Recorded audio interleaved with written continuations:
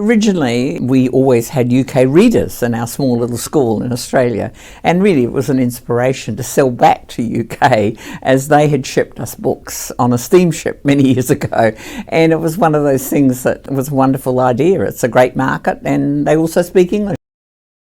The majority of schools in the Commonwealth, and we're part of the Commonwealth, whether it's Australia, New Zealand or South Africa or Malaysia, or the red parts of the map of the Collins Atlas, the pink parts of the map were the Commonwealth, right? And we had always British readers at school, So to me, the ultimate is to really tell the British how to read. You have to sell back to the British, right? And so I thought, what a good opportunity, but I really got it from my trade shows as well. I really got interest from people at the Bologna Book Fair. I used to go a lot to the Bologna Book Fair in Italy, which is a children's book fair, and Frankfurt as well. And I got my first inquiries from Britain at the Bologna Book Fair. People were walking around and saying we're interested in these, and I thought, oh, that's quite good. I might find a market there, And it was difficult because I used to have to get up at midnight to make the calls to them on the phone, because we didn't have the internet, of course.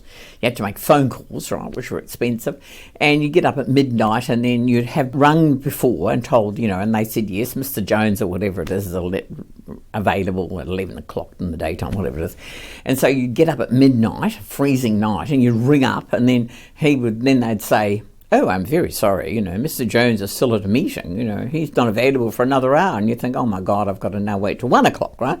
And then at 1 o'clock, he'd gone out to lunch. And it was tough because I worked the booths, and the first booth I was at was in Basel in Switzerland. We didn't have a booth, of course, in those days. So I went as an Australian.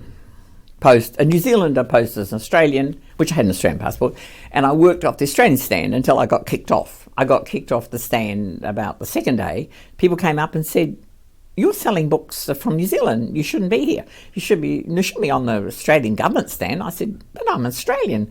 And they said, but you can't. And by that time, I'd made some good contacts anyway, so that was too bad. So the thing was, that's what I did, because what else could I do? I just walk around the booths with my books, and people were rude, and I couldn't make I didn't know you had to make appointments 3 months beforehand, and people were quite uppity, quite rude to me, saying, oh dear, you can't make it, see us now, But I had the satisfaction many years later, and going back